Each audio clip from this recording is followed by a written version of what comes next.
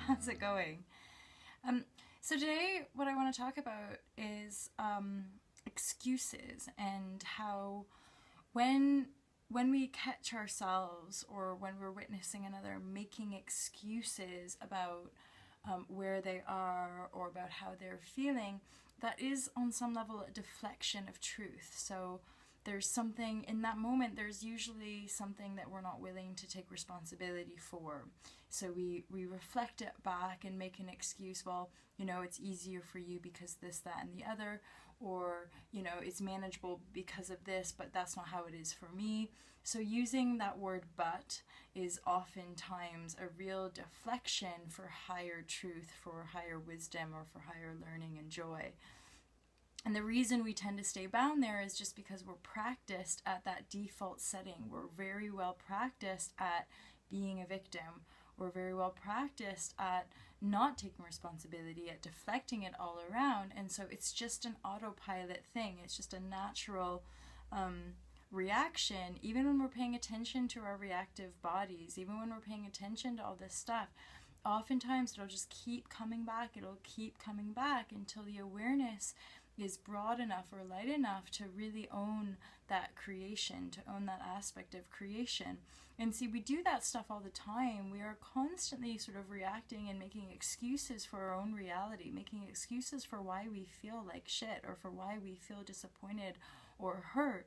I'm allowed because so-and-so did this, or I'm allowed because the external reality is so crazy and harsh. Instead of actually saying, embodying that and being clear the fact that you're choosing that reaction, that you're choosing this experience, and then moving yourself into a different feeling place.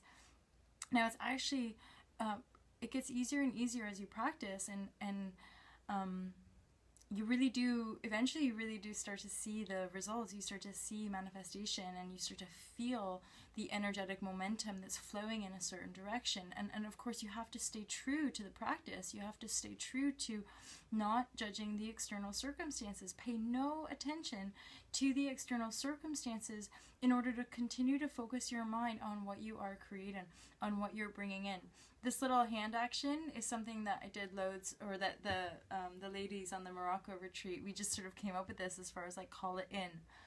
What are you calling in? Are you calling in more money? Are you calling in a new relationship? Are you calling in a new lifestyle? Are you calling in a new practice? Whatever it is, own your power as a divine goddess or god. Own your power as far as like, what are you calling in? And then let go of the rest. Let go of trying to figure out how to do it.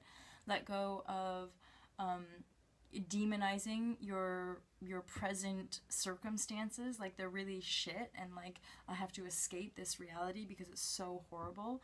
Remember the really basic practices of being grateful for where we are, of rejoicing in the life that we're creating, regardless of really how we're feeling. Even if we're feeling a bit shit about it, rejoice in the fact that you can choose to feel shit about it, and then actually you can draw your perspective away ever so slightly and realize it's actually pretty awesome. And that you can constantly rearrange or re-look at how you're interpreting a situation and rearrange it so it actually honors you. And then obviously from that place of honoring, you honor the totality. What I'm really feeling, and that has to do a lot with when Bentinho was talking about, I'm not very tolerant. So like if he feels conflict, if he feels battle, if he feels resistance coming up in his own energetic, he doesn't tolerate it. And that is something I'm starting to really sort of kind of get more specific on, is that in my vibration I don't tolerate certain choices that other beings might make. And that is something I will go into a lot more detail about that. But I also recognize when you're working in tandem with other people, you really are asking other people to step up as well, to rise up, to take responsibility. And then as soon as you start to feel that edge, for me, my only practice is to walk away and deal with the emotional reaction that's coming up from within me, because I know that it's never the other person's fault. There's nobody ever at all outside of me that I can blame for how I feel. I have to just take full responsibility for how I'm feeling and transmute that. And often I use meditation and I use visualization to kind of draw me into a different feeling state. And oftentimes, like just today, having to process some dense emotions, having to process some anger or something like that, And then beyond it, what happens is that in the meditation practice, suddenly it transmutes and I see more clearly, and then I start to get inspired. And that's why I make the vlogs, is because usually out of an experience, I get inspired to share that experience. You know, people see what they see in other people. And I think for me, on this sort of like, you know, quote unquote journey, spiritual journey, you could say, that it's important for me to feel like I can demystify a lot of like spirituality or certain practices, and demystify the fact that, you know, we're not separate from each other. There's not like some people that are way up here riding high and doing this, while there's other people doing low. And it's one thing, like, if you start to feel that from somebody, there's a superiority complex, there's a power over struggle going on.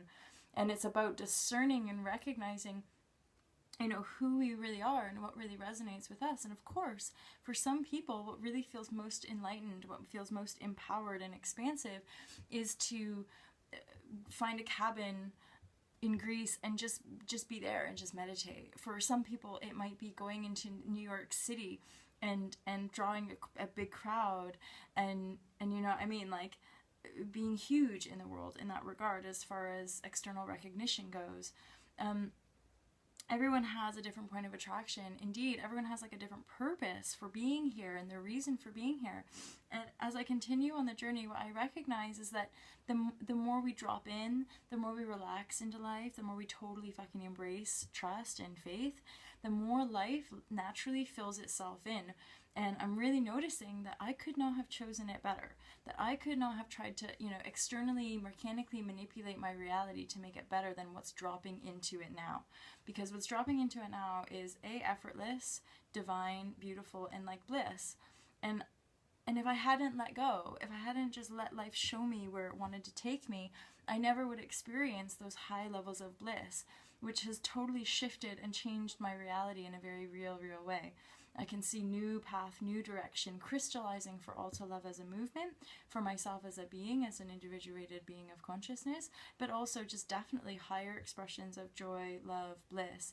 And that's ultimately what Alta Love is about, living that vibration and sharing it around and leading by example. It doesn't matter what you do. It doesn't matter where you are, who you are, what you do. It's simply about a heart resonance of taking full responsibility for all that you have created ever, and then purging those lower densities and saying, fuck you, you're not real, you're not going to have any power over me, and choosing love, and choosing to be an expansive energetic frequency of love and unity. Love and unity, they go together. Love and integrity, they go together. Love and patience, love and trust, love and faith. Love really harmonizes with every other aspect of forgiveness and of allowing ourselves to rise up as people, as consciousness on this planet. So I hope that was useful to you. Really excited, and I will speak to you soon. Take care. All to love. All to love.